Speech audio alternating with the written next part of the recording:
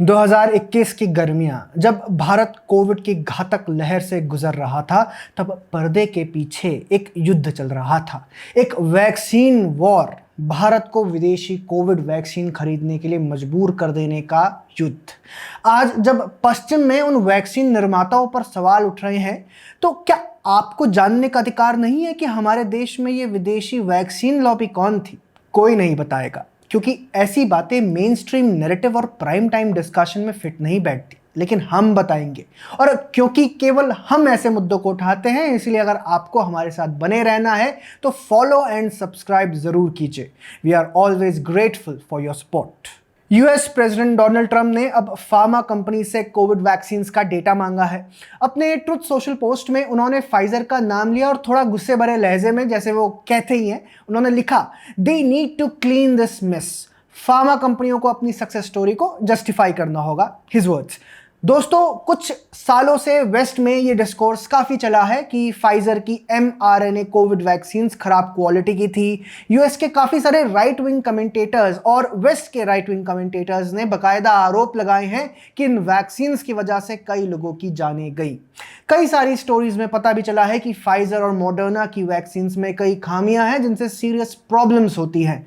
याद कीजिए, second wave के दौरान भारत में ऐसे कई सारे लोग थे जो भारत सरकार के पीछे हाथ धोकर पड़े थे कि फाइजर की वैक्सीन को सारी क्लियरेंस दो, फाइजर को आने दो, क्योंकि बाकी देशों ने भी ऐसा किया है।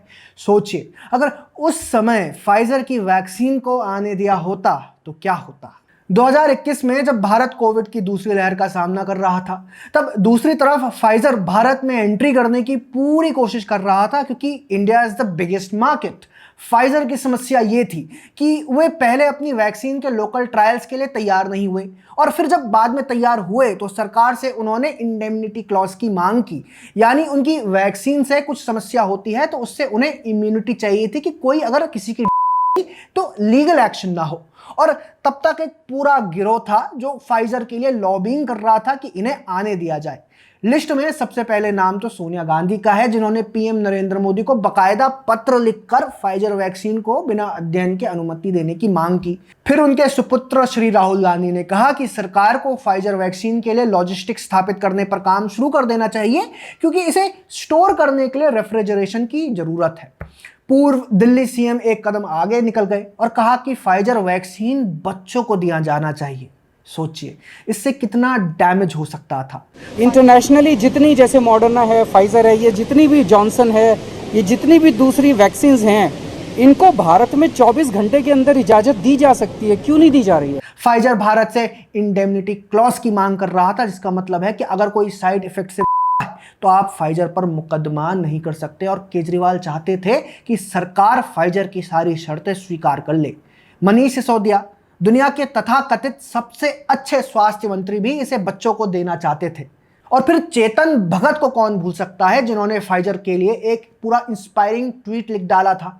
पत्रकार बरखा दत्त ने भी उस समय सवाल पूछा था कि क्या इंडेमनिटी क्लॉज पर अटके रहना स्मार्ट है। इसका मतलब है कि वे भी फाइजर को इंडेमनिटी क्लॉज पर छूट देना चाहती थी।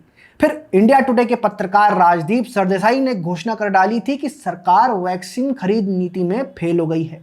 बरखा दत्त और राजदीप से एक कदम आगे जाते हुए रोहिणी सिंह ने एक के बाद एक ट्वीट करते हुए मोदी सरकार को कोसा कि फाइजर वैक्सीन को अप्रूवल कब मिलेगा। पूर्व पत्रकार विनोद कापड़ी भी खपा थे कि मोदी सरकार अपने देश में बनी वैक्सीन में मोदी का फोटो लगा रहे थे और विदेशी वैक्सीन नहीं ला रहे थे। पूर्व तेलंगाना सीएम के चंद्रशेखर राव ने तो एक कार्यक्रम में खुल के ये कह डाला था कि फाइजर वैक्सीन को भारतीय मार्केट में आने क्यों नहीं दिया गया। आपकी दिल्ली और कांग्रेस की पंजाब सरकार ने सीधे सीधे फाइजर वैक्सीन खरीदने की कोशिश भी की थी, लेकिन केंद्र सरकार ने उन्हें अनुमति नहीं दी थी। कांग्रेसी पी चिदम्बरम ने लगातार सरकार पर दबाव डालने की भी कोशिश की। ये नैरेटिव बनाने का प्रयास हुआ कि सरकार लोगों के स्वास्थ्य के साथ खेल रही है, लेकिन मोदी सरकार उनके दबाव में नहीं आई थी और भारत में फाइजर वैक्सीन को अनुमति नहीं दी। अब फाइजर वैक्सीन के साइड इफेक्ट्स के बारे में कई नकारात्मक रिपोर्ट्स आ चुकी हैं। ये साबित हो चुका है कि मोदी सरकार का mRNA आधारित फाइजर वैक्सीन ना खरीदने का फैसला सबसे समझदारी भरा था।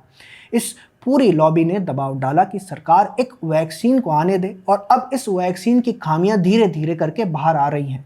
कई लोगों ने शिकायत की है कि इस वैक्सीन से उन्हें समस्या हो रही है।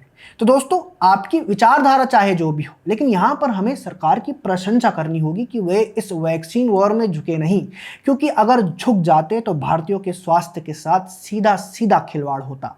आपका इस मुद्दे पर क्या कहना है, कमेंट सेक्शन में हमें ज़रूर बताएं। अगर आपको वीडियो पसंद आया हो तो इसे शेयर करना ना भूलिएगा। जय हिंद।